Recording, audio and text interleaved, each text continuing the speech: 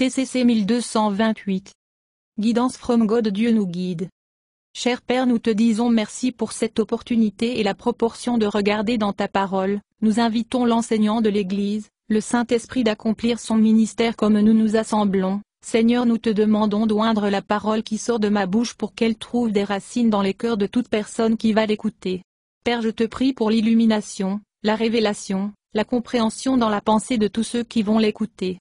Seigneur, je te remercie de m'avoir fait ministre du Nouveau Testament et je te dis merci pour le succès de ce message, du fait que le Saint-Esprit est l'enseignant. Merci Seigneur, cela ne dépend pas de moi mais tout dépend de toi, et tu es fidèle. Nous te donnons la louange et te rendons grâce dans le nom de ton Fils Jésus-Christ. Amen.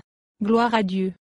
Récemment, nous avons parlé du fait que Jésus, dans son humanité, est le modèle pour la famille de Dieu. Dieu désire des fils et des filles qui ressemblent à Jésus en termes de sainteté, de caractère et d'amour. Romains 8 verset 29. Dans le cadre de la discussion, nous avons souligné que Jésus était pleinement soumis à la volonté de Dieu, son Père. Et, en tant que fils et filles de Dieu par la foi en Jésus, nous sommes également censés être pleinement soumis à la volonté de Dieu. Jean 4. 34, Jean 8 verset 29, Matthieu 26 verset 39, Matthieu 16 verset 24, etc. Cela soulève la question: quelle est la volonté de Dieu pour nous? Comment pouvons-nous connaître la volonté de Dieu afin de pouvoir s'y soumettre? Nous avons commencé à aborder cette question la semaine dernière et nous aurons davantage à dire ce soir. Tout d'abord, une rapide révision des points clés de la leçon de la semaine dernière. La volonté de Dieu est un vaste sujet qui nécessiterait de nombreuses leçons pour être pleinement abordé. Mais dans le but de notre discussion sur la façon de devenir des fils et des filles pleinement soumis à la volonté de Dieu, nous a donné une définition simple. La volonté de Dieu, ce sont ses desseins, ses intentions et ses désirs, ou ce qu'il veut. La volonté de Dieu, ses desseins, ses intentions et ses désirs, est révélée dans sa parole écrite, la Bible. La Bible est en fait appelée et divisée en Ancien et Nouveau Testament.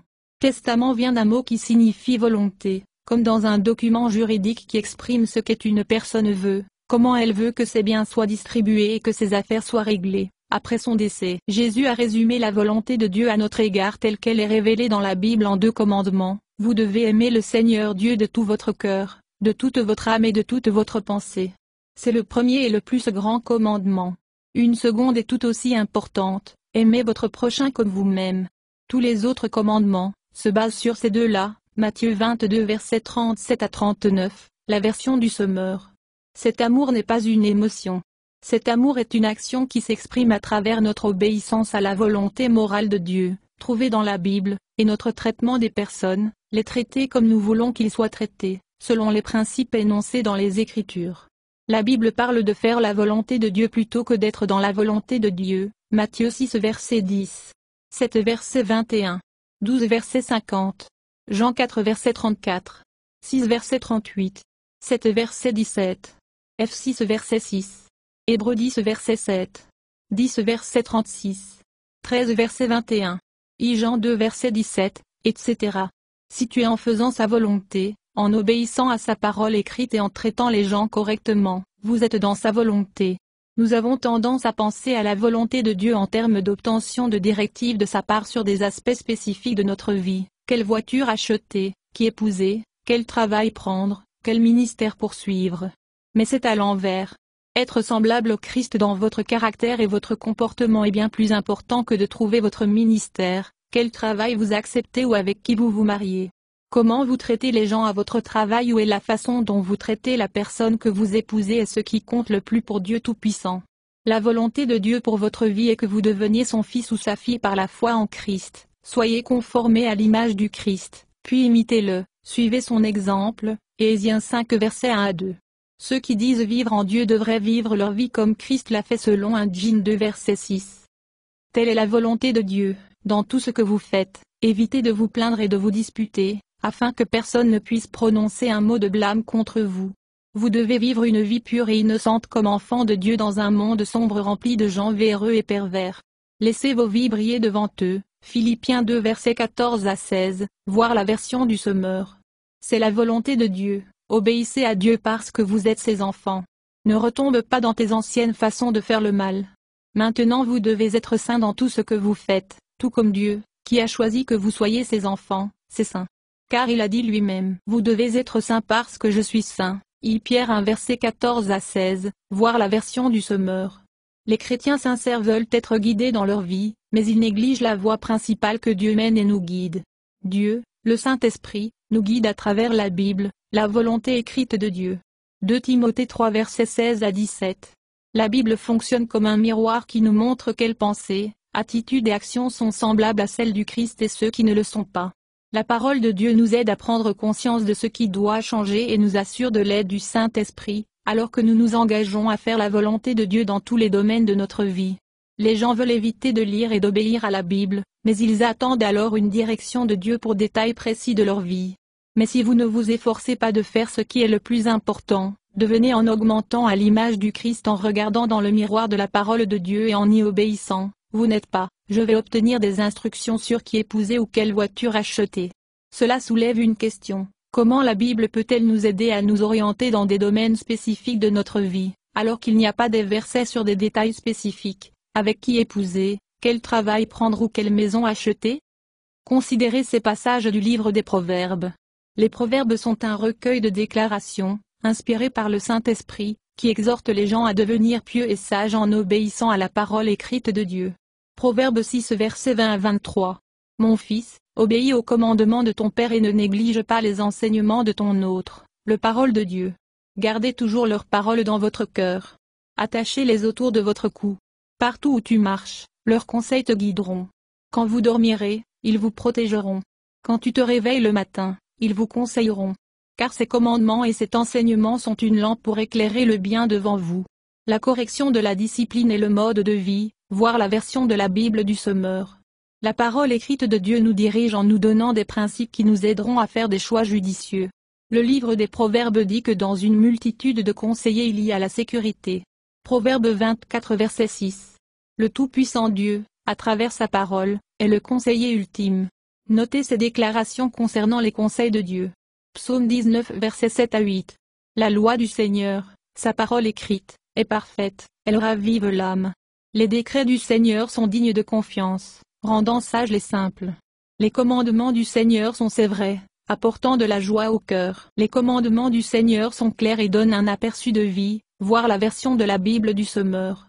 Psaume 73 versets 23 à 24. Tu me tiens la main droite. Tu continueras à me guider avec ton conseil, me conduisant vers un destin glorieux, voir la version de la Bible du Semeur. Notre glorieuse destinée est d'être des fils et des filles de Dieu qui ressemblent pleinement à Jésus dans leur caractère et leur sainteté, qui vivent en relation d'amour avec le Seigneur, non seulement dans cette vie mais dans la vie à venir. La Bible nous assure également que Dieu nous conduit et nous guidera. Psaume 16 verset 11.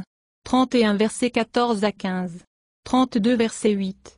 37 verset 23. 48 verset 14. Psaume 73 verset 24. 139 verset 10,23 à 24. Ésaïe 58 verset 11. Jean 10 verset 27. Jean 16 verset 13. Romains 8 verset 14. Jacques 1 verset 5. Etc. Proverbe 3 verset 5 à 6.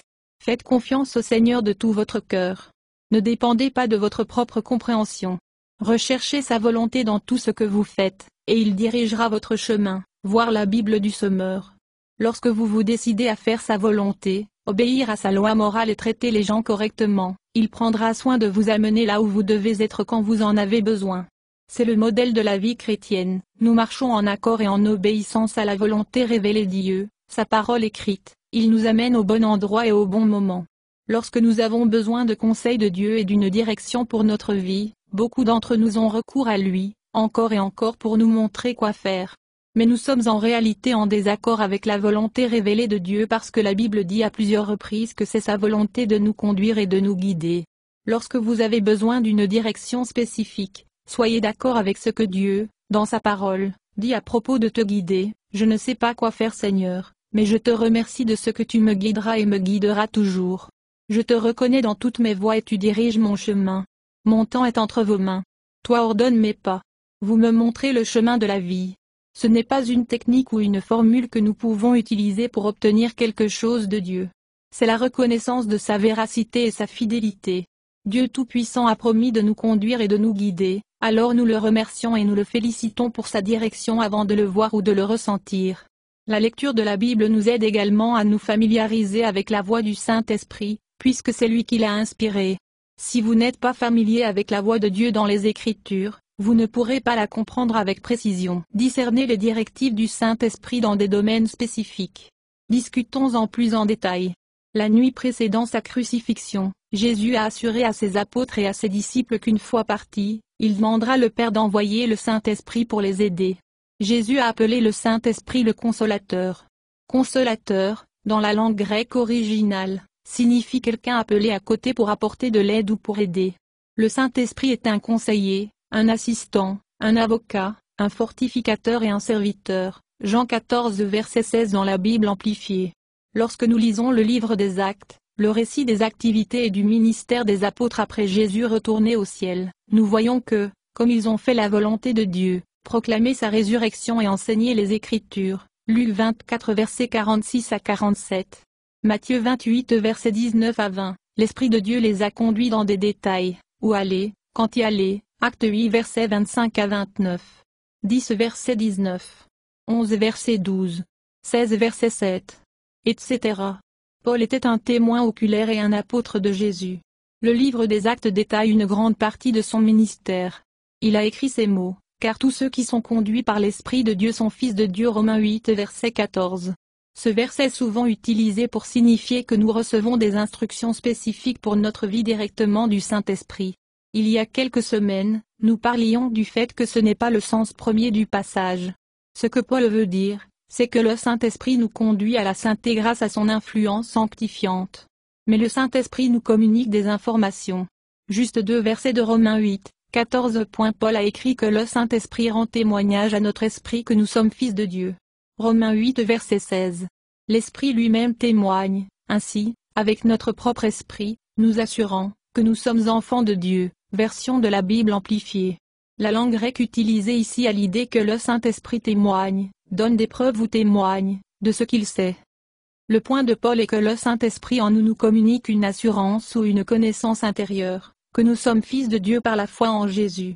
La déclaration de Paul nous donne un aperçu de la façon dont le Saint-Esprit nous conduit et nous dirige. Les mots manquent lorsque nous essayons d'expliquer la direction du Saint-Esprit puisqu'il communique à chacun de nous en interne et individuellement, et c'est une expérience subjective. Tenez compte de ces directives et garanties. Il est extrêmement inhabituel d'entendre réellement la voix du Saint-Esprit. Au lieu de cela, nous avons une intuition, un sens, ou une connaissance intérieure de quelque chose. C'est la principale manière dont il dirige son peuple. La direction du Saint-Esprit est très douce et rarement spectaculaire. Et parce que c'est subjectif, surgit en vous-même, vous devez le prendre avec légèreté car vous pourriez le percevoir mal. Cependant, chaque fois que vous suivez cette direction, et elle s'avère être la bonne, il devient plus facile de percevoir la prochaine fois. Malheureusement, trop de chrétiens attribuent chacune de leurs pensées ou idées au Seigneur et sont bien trop nombreux à le faire libre avec la phrase « Le Seigneur me l'a dit ». Cela donne l'impression que Dieu leur a littéralement parlé. Avec tout le respect que je vous dois, si le Seigneur dit aux gens tout ce qu'ils disent, il leur dit alors il est fou, parce qu'il dit souvent aux gens de faire des choses qui tournent mal. Je ne doute pas que le Seigneur parle à certaines personnes et qu'elles entendent sa voix, mais c'est une rare exception.